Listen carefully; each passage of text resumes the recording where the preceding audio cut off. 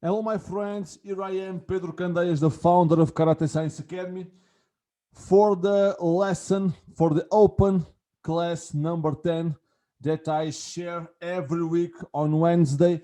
And today I'm going to talk about the strength training principles for kids and teens, okay?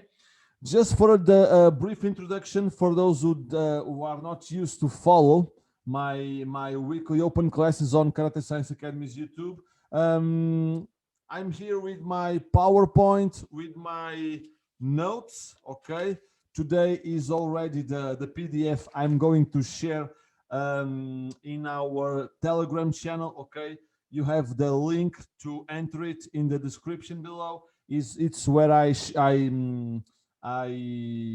warn you that the lessons are available. Where I put the PDFs, the free PDFs I share about the weekly open classes I give on YouTube.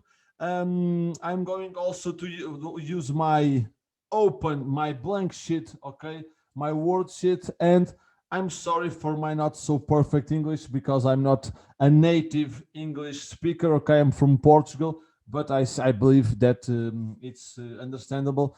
And don't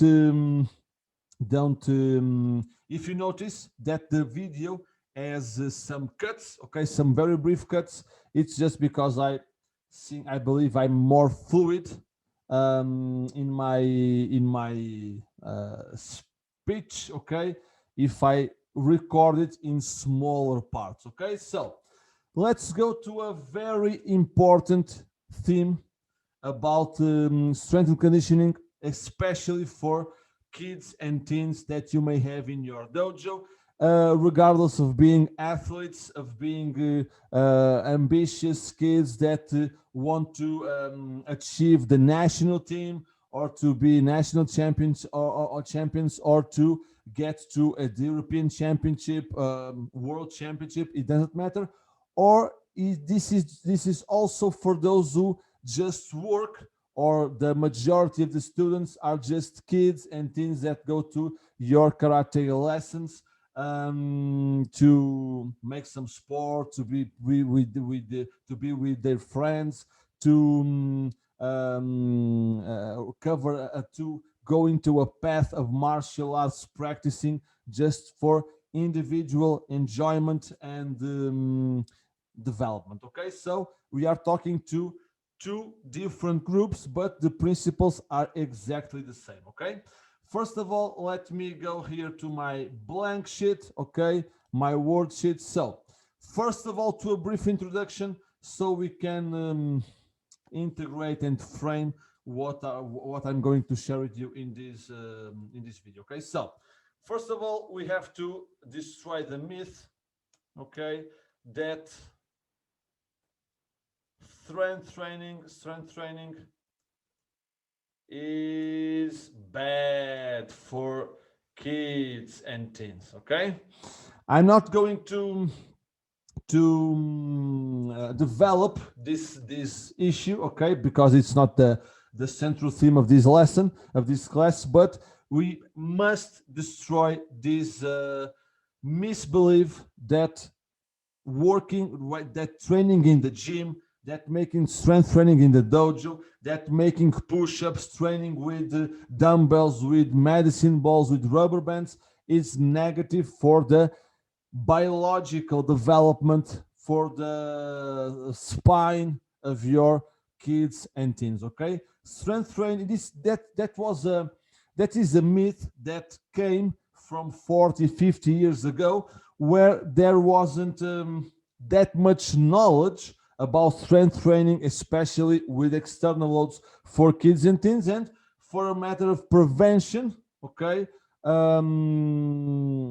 it was supposed to be harmful, to be dangerous, and so for safety reasons, because the knowledge was very small, okay, about this issue, it was recommended not to use external loads, especially with kids and teens. But especially in the last 20 years, the evidence about this theme, about strength training for kids and teens, had an incredible development. Okay, so this became just a nonsense myth. I don't understand how today, even in the gyms, okay, where you have professionals of strength and conditioning, many gyms don't accept adolescents below 14 years old. Yes, that's a completely random age that someone defined to train at their gym with dumbbells, bars, and barbells, and whatever. Okay, but it is what it is. So, strength training has lots of benefits. Okay, not only in terms of performance. Okay, your kids, 7 years old, 10 years old, 14 years old, 17 years old, will become stronger, faster, and with more muscle power if they are engaged in a well-designed strength training program, adapted and with the right progressions, everything adapted to their individual characteristics. Even in a group, you have let's imagine a group with 5 to 8 years old, or 5 to 7 years old, or 8 to 10 years old. Okay, you can safely make and integrate strength exercises in your classes because they will also have improvements in their health. Okay, bone mass, okay, will increase. That's a very positive thing, and it's maintained even when they stop training in the adult age. They will have a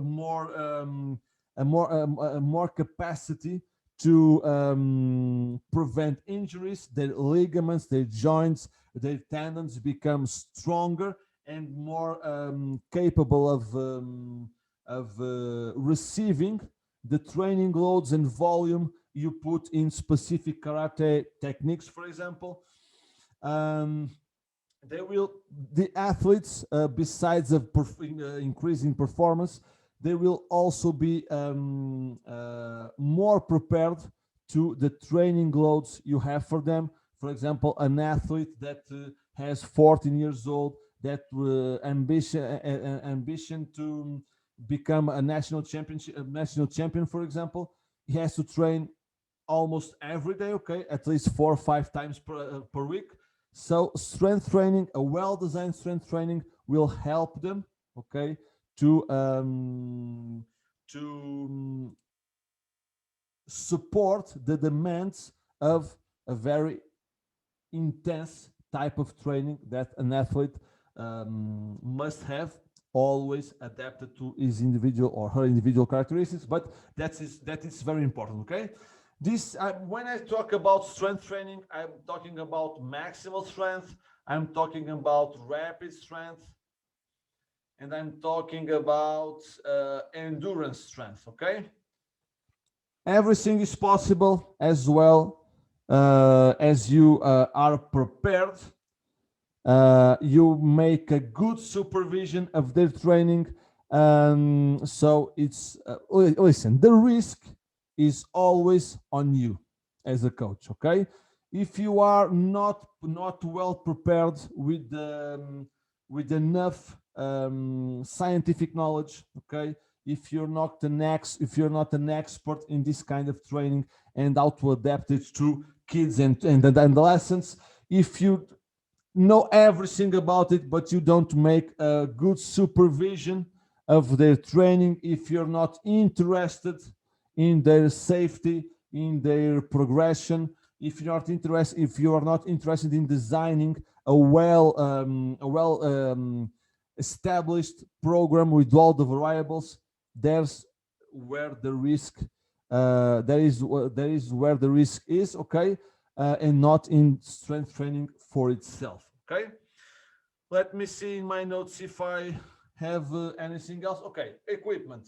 You can use any types of equipment as long as the progressions, the loads, the volumes are the technique are all of this is well controlled and well balanced. Okay, you can use dumbbells, you can use barbells, you can use rubber bands, you can use medicine balls, you can use the body weight. Okay, let me give you an example. The push-ups is that kind of exercise that many people believes that is dangerous for our kids. Okay, for a 7, 8, 9-year-old kid, it's dangerous because of their spine. Listen, the problem is not on the push-up.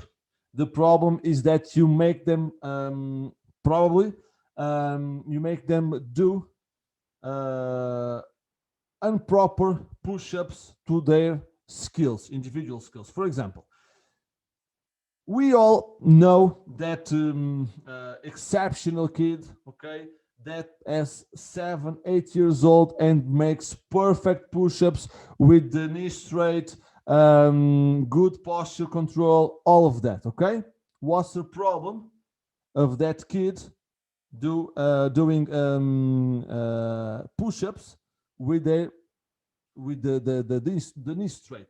If the core is engaged, is prepared to keep a good posture, if the neck is is aligned, if the levels of strength allow to control all the technique of the push-up,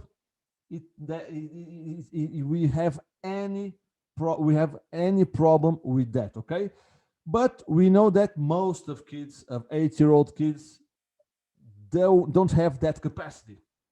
Yes. So what do we do as professionals? We just grab the push-ups and adapt the exercise so it becomes less intense. Okay. You, for example, ask them to put their knees on the ground. Okay. The intensity decreases incredibly. Okay. You tell them to put their feet on the wall. Okay. Knees on the ground, feet on the ground, but the feet are on the wall. They will get more stable. Okay. And then you can, for example, put a glove, okay, a kumite glove on the ground below the chest, and then you ask them to try to touch the glove with the chest. Okay.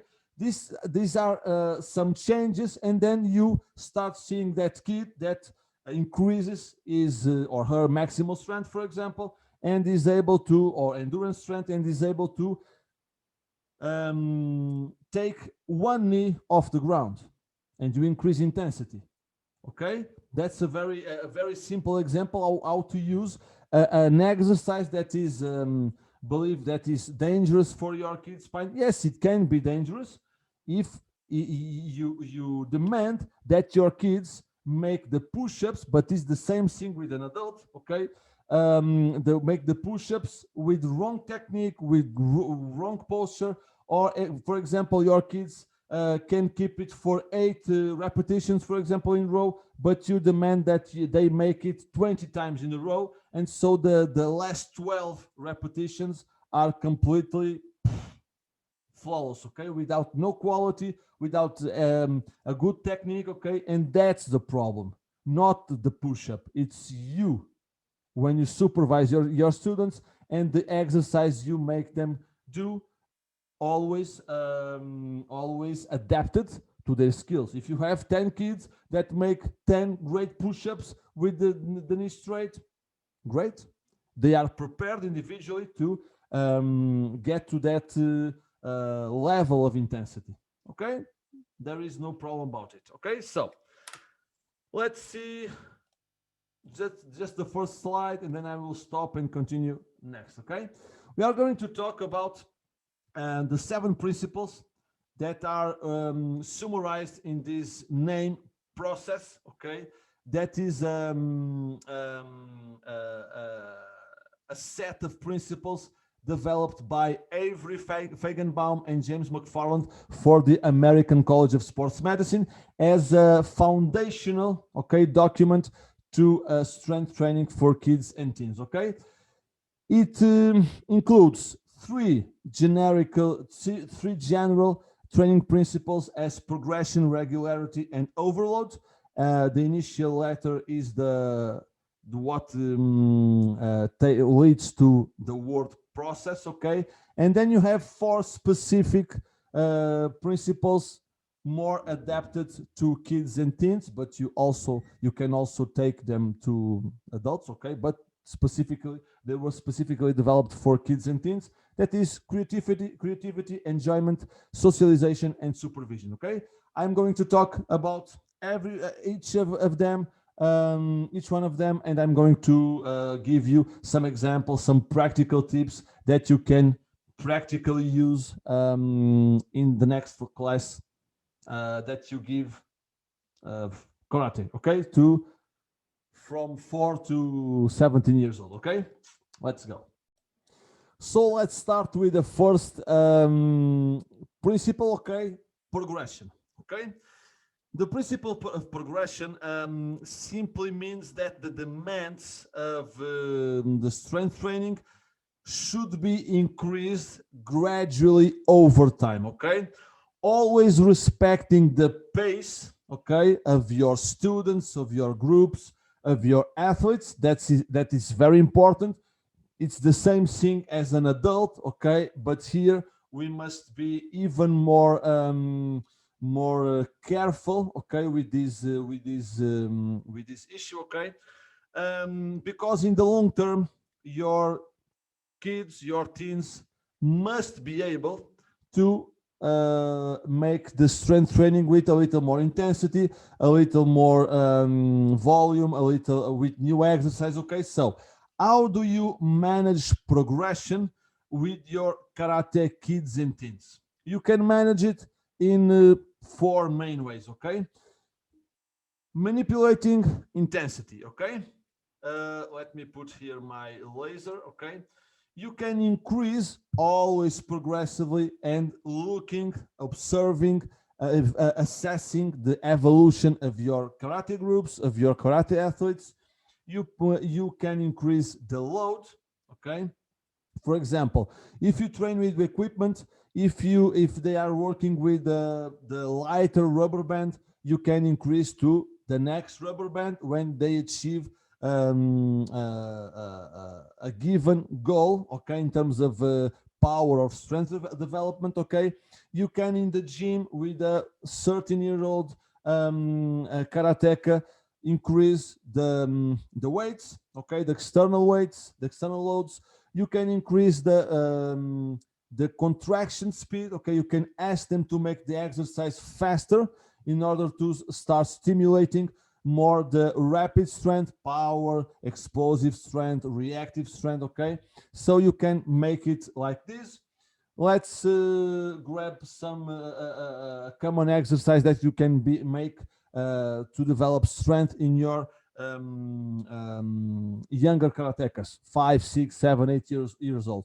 You put them making the gorilla, the exercise where you put your hands on the ground, your feet also, and your knees are off the ground a little bit, and they just displace through the dojo, okay? That is a strength exercise, for example, okay?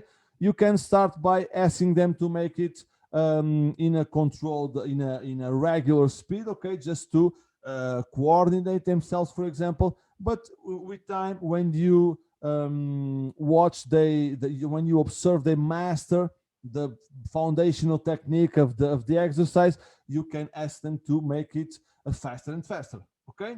That's the principle, okay? Always assuring that they keep a good technical execution, a good postural control, okay? That's great, okay? Numbers of sets, number of repetitions, you can increase it, okay, when you realize that your group or an athlete at the gym already makes a given exercise for 2 sets of 10 repetitions each, for example. It's comfortable, and you have to take him out of his comfort zone, and you will add a new set, or you increase the number of reps depending on the goal, okay, in terms of strength, increase the number of the reps, or you increase the load. If you are working, for example, muscle power, the number of reps per set should not go over a certain number, okay? So you can increase the load, for example, okay? You can also progress the exercise, the strength training program with new motor patterns, okay? please include variation in their strength training. Try to give them as many motor skills as possible, motor stimuli. Okay, for example, this will also get to more complex movements, for example, but it doesn't have to be. But just don't rely for several months in the always in the same exercise. Okay, give them a greater perspective in terms of coordination of motor patterns. Okay, that is very important in the long term for their development, also as athletes. Okay, if you have if you play the long term game, if you want to have athletes in the national teams from 16 17 years old and more. Okay, in adults, if you want to have national championships in the seniors, in the under 21 categories, in the junior categories, please play a long-term game. Okay, because no one cares about 10 years old champions. Okay, no one remembers them, and you may lose many of highly potential athletes because they lose motivation, because they get injured in a very young age, because they don't develop a wide um, toolbox of resources that help them when the challenges become greater from 17 years old and above. Okay, and they won't have several resources that are important. Okay, you made a great job focusing on 3 or 4 skills to make a 12-year-old champion, but you didn't develop, okay, an entire toolbox of physical resources that will be useful from 17 8 years old and above, and it's very hard to give them those tools later. Okay, so you are building 10 years old champions that will be completely forgotten and overcome by other athletes when they are 17 18 25 30 years old. Okay, and no one will remember them, but this is a personal perspective, and you make what you want with your athletes. Okay, so let me see if I missed something here. No. Okay, let's see. Regularity. Okay, this of course depends on the goals of your kids and teenagers you have in your dojo. Okay, if you have for those who are in your dojo training karate just for personal development, for making some sports for their for leisure, for health, for okay, because of personality issues they may have. Okay, it doesn't matter. Okay, okay, you just include 15 minutes 15 to 20 minutes of several types of strength training in the regular classes, and okay, that's enough, but you must have regularity so they can improve. And please don't make long periods of inactivity in terms of strength training, because they will lose the gains they had. Okay, for 3 4 5 6 months where you were very dedicated to strength training, to include it, and then suddenly you just stop 1 or 2 months of doing it, and they will lose a given percentage of the gains they had. It's a waste of time, a waste of energy. It's the motto that use it or lose it. Okay, they don't use it, they will lose it. Okay, so please be consistent. That is very important. Okay, but if you have a group of karatekas that wants to dedicate to competition, kata, kumite, doesn't matter. Okay, they must have also a good regularity in terms of training. And for kids or teenagers, The recommended is 2-3 times per week of specific strength training, ballistic training, plyometrics, maximal strength, foundational strength, endurance strength. Okay, all those kinds of strength must be in a well-designed program, and they must complement their specific karate training with specific strength training twice a week or 3 times per week. Okay, but they must be regular, or else they will lose the progression, the improvements. Okay, so before I stop the video again, principle of overload. Okay, don't misunderstand this term. We are not talking about an excessive load, an excessive stimulus. We are not talking about an exaggeration, okay?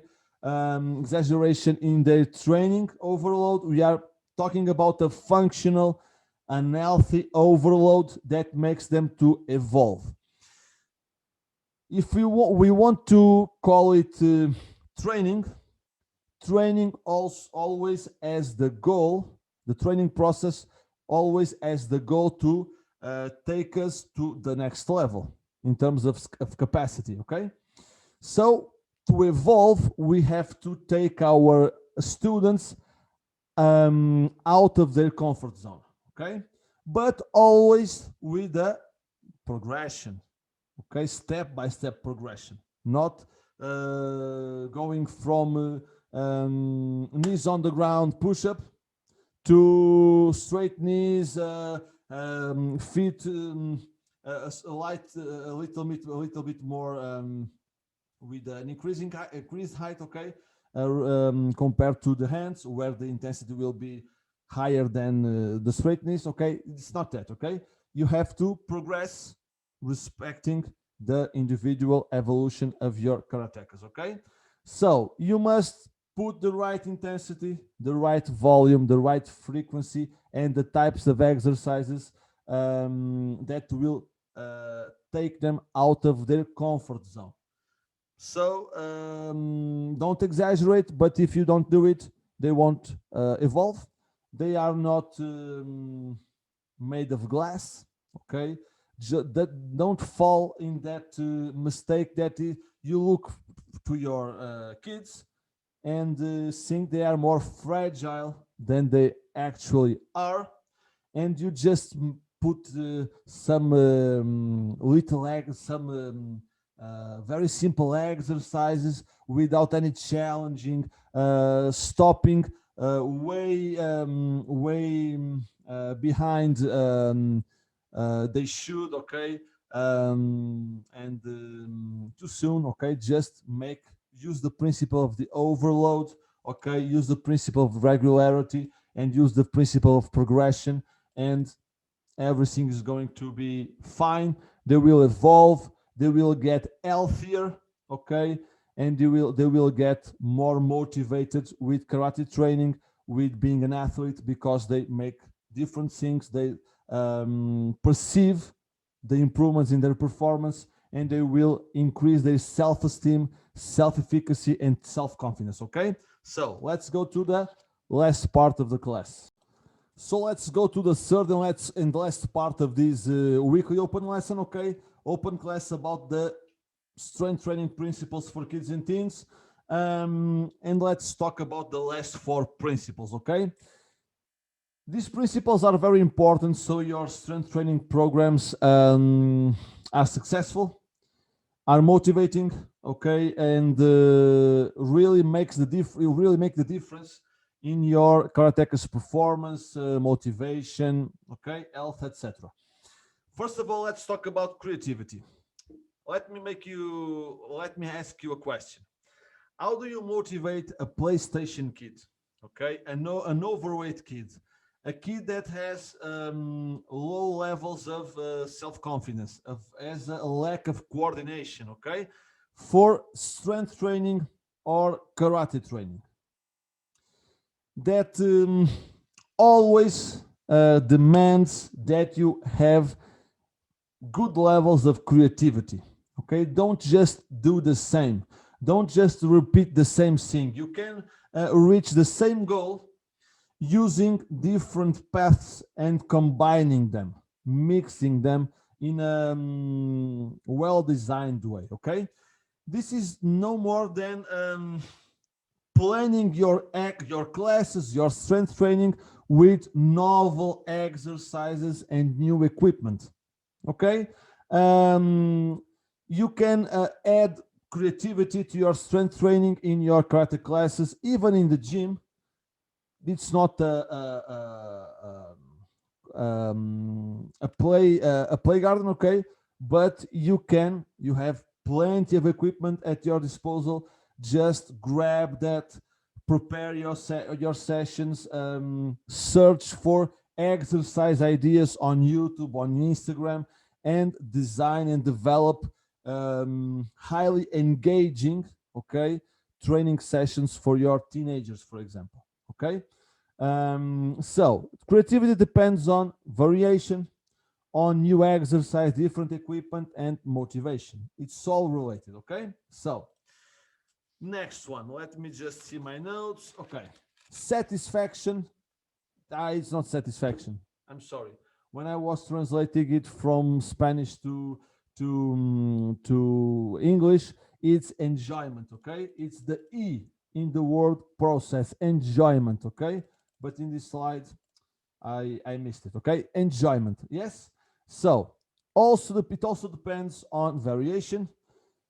It depends on you giving your students a positive feedback. Don't just focus on the errors, on the mistakes, on the 3 degrees on your foot, on their foot that is 3 degrees out of the very correct technique. Okay, just take time. Karate training, especially with kids and teens, must be seen as a long-term game. Okay, not something that they must perfect when they are 7 years old, 10 years old, 11 years old. Even if you are preparing athletes, think on them as long-term champions. Not if they become champions in 6 months, great.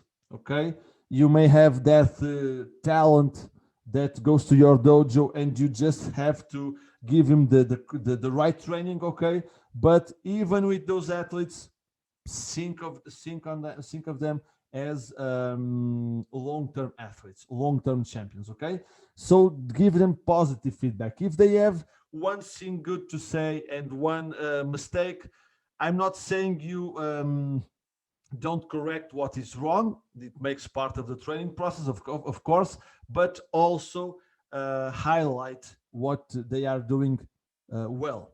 I'm not saying that you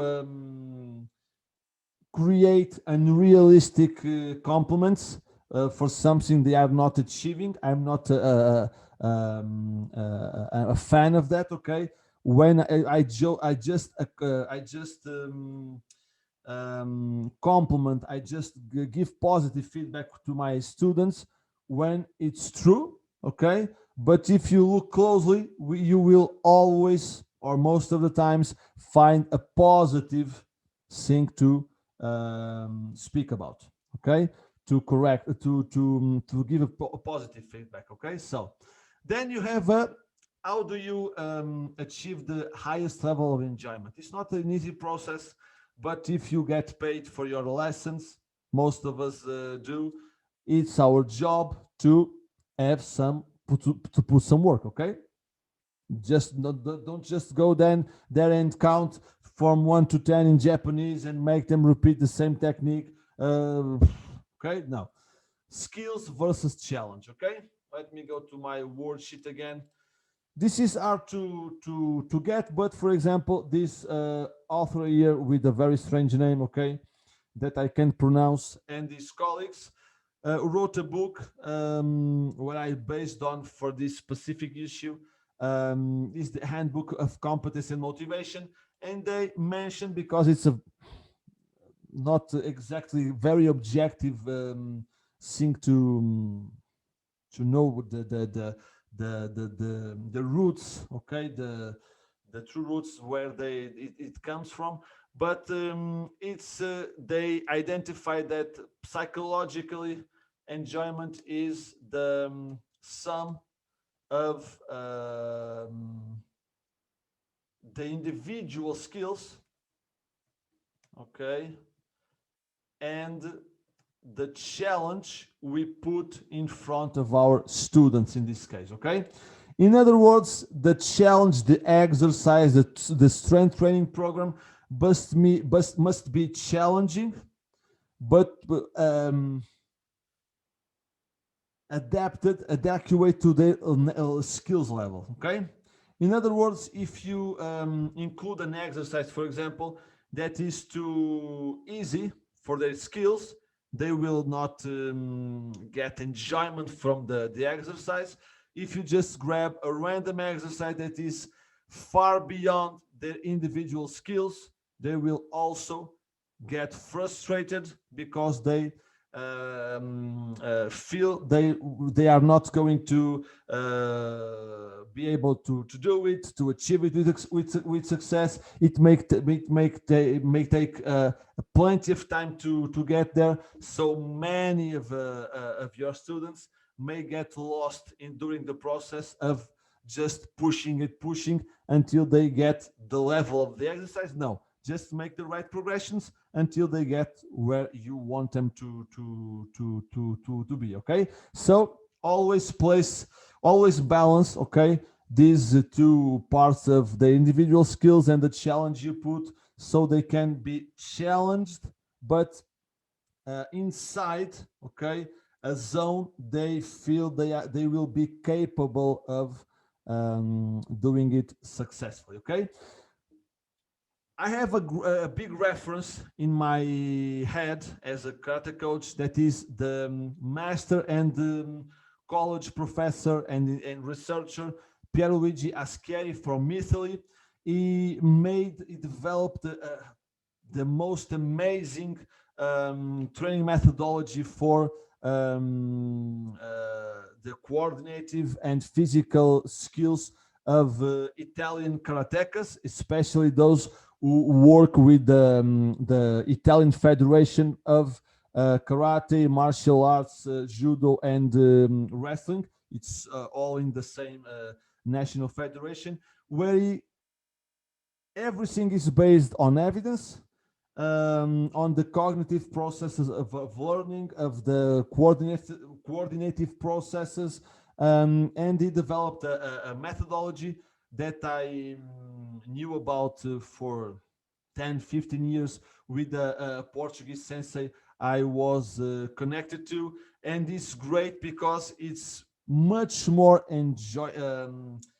joyful, okay, much more motivating, but it also brings at least the same results as a more traditional karate, but most of the times the results will be greater because the training is completely adapted to the stages of development of your karatekas from 5 years old to 17 years old.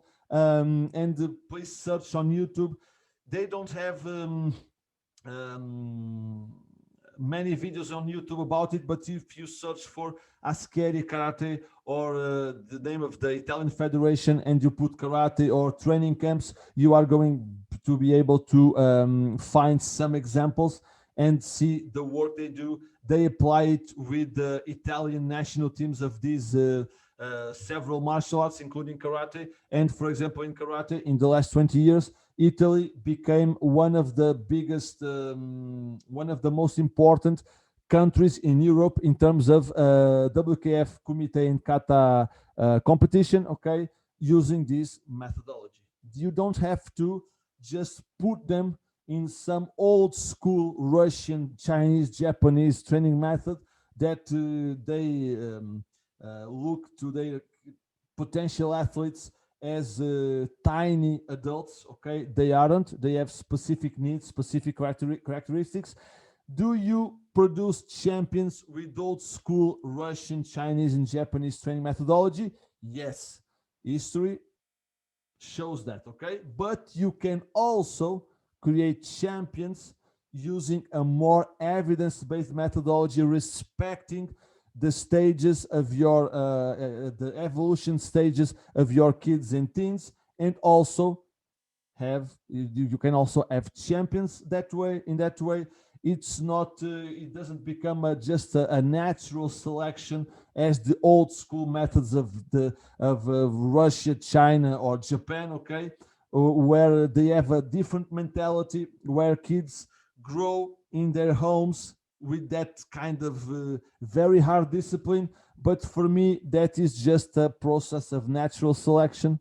Okay, because the 90% of kids that don't fit in that kind of pressure, okay, won't be able to develop their skills. Okay, it's not the goal we should have in karate. Even the champions can be made with more friendly training methodologies, and you will have the experience of Italy, France, Spain, United States, that are countries that look to the training methodology a little bit different as the old school Russians and Japanese and Chinese. So just grab new ideas and start seeing your karate, especially teens and kids, in a different way.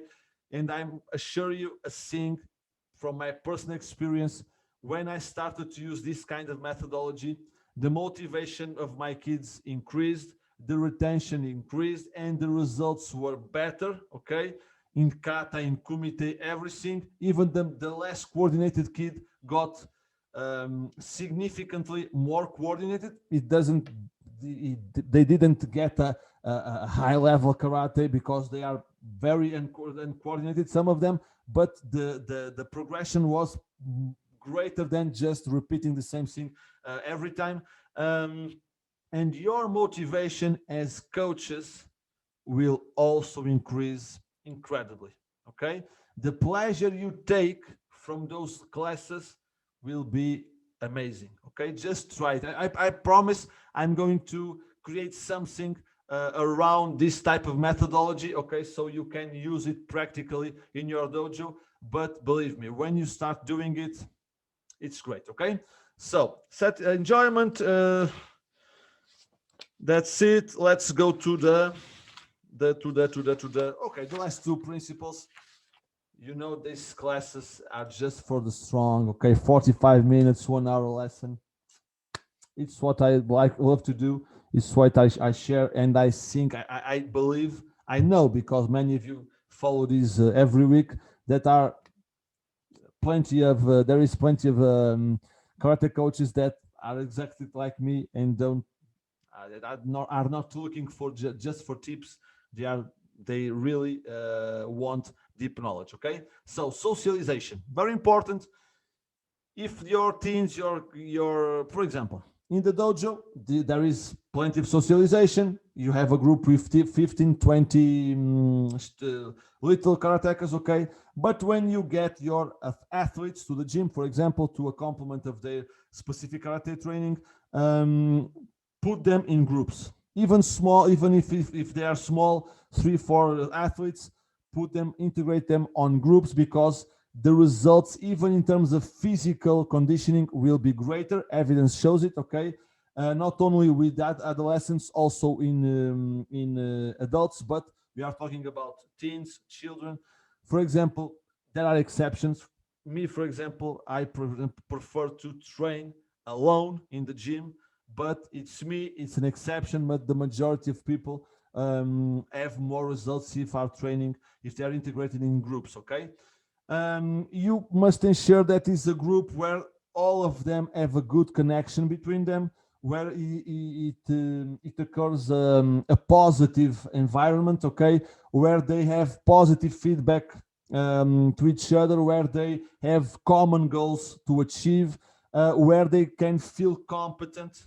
Okay, so they can evolve to other levels, and you will see that even those karatekas that are not are not in the top of talent can become great karatekas in the right environment and with the right training methodology. Okay, they might not be world or European champions, but they will get way better, okay, than they would if they just make Kihon and Gyakuzuki and that's it, okay? That's things.